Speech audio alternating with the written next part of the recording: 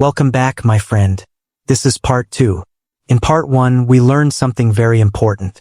We learned that listening alone is not enough. We learned the listen, repeat, change method. And we practiced making sentences our own. But today, in part 2, I want to ask you one question.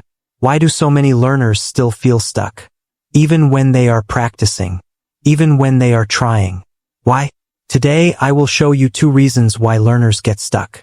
And I will show you exactly how to fix them. Stay with me. This part will change the way you learn English. Let's begin. This is powerful. You are training your brain to see English as something alive. Something you can shape and use. Not just something you receive and store. Now I want to talk about 2 reasons why learners get stuck. Because understanding the reason helps you find the solution. Reason 1, waiting for confidence. Many learners think like this. When I feel confident, I will start speaking. But here is the truth, and please remember this. Confidence does not come before practice. Confidence comes from practice. Confidence does not come before practice. Confidence comes from practice. You do not wait to feel ready. You practice small things. Then you feel a little more ready. Then you practice more small things. Then you feel even more ready. One sentence. Then another. Then another. Some of those sentences will be good. Some will be messy. And messy is okay. Messy means you are trying. Messy means you are brave enough to speak even when you are not sure. Think about a child learning to walk. That child does not wait until walking feels safe and easy. The child simply tries. Falls down. Gets up. Tries again. Falls again. And slowly walking becomes natural. Speaking English is the same. You do not need to be perfect before you begin. You need to be willing to begin and keep going. Reason 2, comparing yourself with others. This is something I see very often with learners. They hear someone speaking English fast, smooth, and beautiful, and they feel small. Why can't I speak like that? They think. But my friend, you do not know that person's full story. Maybe they have been practicing for 10 years. Maybe they grew up hearing English at home. Maybe they use English at work every single day. Maybe they made 10,000 mistakes before they reached that level. Comparing yourself to them is like looking at someone who has been running for 5 years and feeling bad because you just started jogging last month. It is not a fair comparison, and it takes energy away from your own progress. Instead, compare yourself to your past self. Could you follow an English podcast like this one 6 months ago? Could you understand the sentences I was saying 1 year ago? Are you recognizing more phrases now than before? Are you understanding more natural speech? If yes, then you are growing. Even if it feels slow, even if it feels quiet, your English journey is yours. No one else's timeline should decide how you feel about your own progress.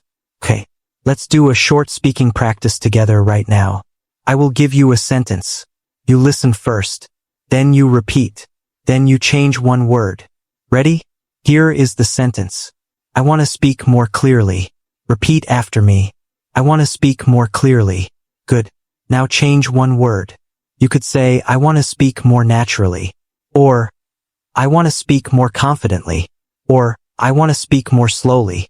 Or, I want to speak more often. Excellent. You are doing so well. Truly. Let me quickly review the 3 steps for you. Step 1, listen. When you listen, do not try to catch every single word. That is too much pressure. Instead, listen for the general feeling. Listen for phrases that sound useful. Listen for sentences that feel like something you could say in your own life. Step 2, repeat. When you repeat, forget about sounding perfect. Focus on the rhythm. Focus on the natural flow of the sentence. Let your mouth move. Let it get comfortable with English sounds. The more your mouth practices, the easier speaking becomes. Step 3. Change one word and say it again. This is where the magic happens. This is where English moves from passive to active. From something you receive to something you create. You are no longer just copying. You are thinking. You are using the language. And remember this, small practice is not weak practice. Small practice is not weak practice. 10 minutes every day is far more powerful than 2 hours once a week. 5 sentences every day is far more valuable than 50 sentences one day. And then silence for 2 weeks. Your brain loves consistency. Your mouth loves repetition. Your confidence grows from regular, gentle practice, not from big, stressful study sessions. Closing, Part 3 cliffhanger. So today in Part 2, we learned 2 very important things. We learned that confidence comes from practice, not before practice.